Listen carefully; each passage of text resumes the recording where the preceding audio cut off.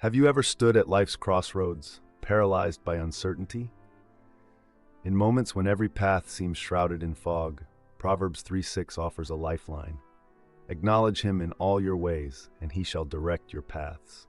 This ancient wisdom speaks directly to our modern dilemma: how to move forward when we can't see the way. We often treat life like a map to conquer, plotting careers, relationships, and goals with precision.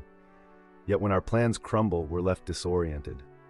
Proverbs 19:21 reminds us, "Many are the plans in a person's heart, but it's the Lord's purpose that prevails." Our frustration stems not from God's absence, but from resisting his superior navigation. The word acknowledge in Proverbs 3 verse 6 translates from the Hebrew yada, meaning intimate, relational knowledge. It's not a casual nod to God, but surrendering every decision to his character. Like a dancer trusting her partner's lead, we're called to lean into God's understanding, rather than straining to see the full choreography of our lives. Consider Joseph, sold into slavery, imprisoned unjustly, yet Genesis 45:8 reveals he later understood, "It was not you who sent me here, but God." Every painful detour was divine navigation. Like GPS recalculating after a wrong turn, God uses even our stumbles to advance his preset destination for our lives. We often assume God only guides those with flawless spirituality. Yet Romans 8:26 reassures, "The Spirit helps us in our weakness." Your anguished, "I don't know what to do" prayer carries more power than formulaic perfection. Direction comes not because we pray eloquently, but because we pray earnestly to the Father who already knows our needs. Start by writing over your uncertainties. God, I acknowledge you in my job search, my broken relationship, my financial fear.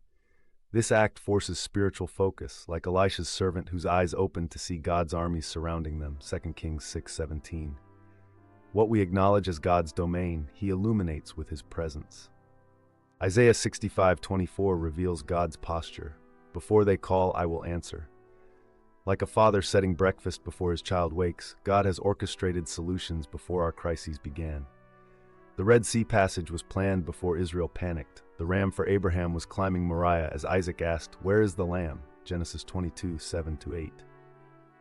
2 Corinthians 5:7 declares we walk by faith, not sight, meaning God's guidance often becomes clear only in retrospect. Like hikers seeing the full trail from the summit, we'll one day trace his faithfulness through every twist.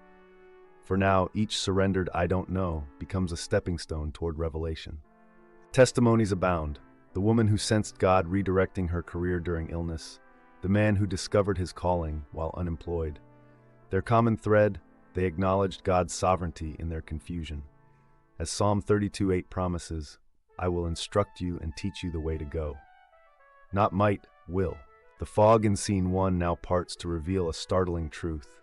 You weren't ever lost from God's perspective. Like Esther, positioned for such a time as this, Esther 4:14, your current confusion is simply the prelude to divine direction.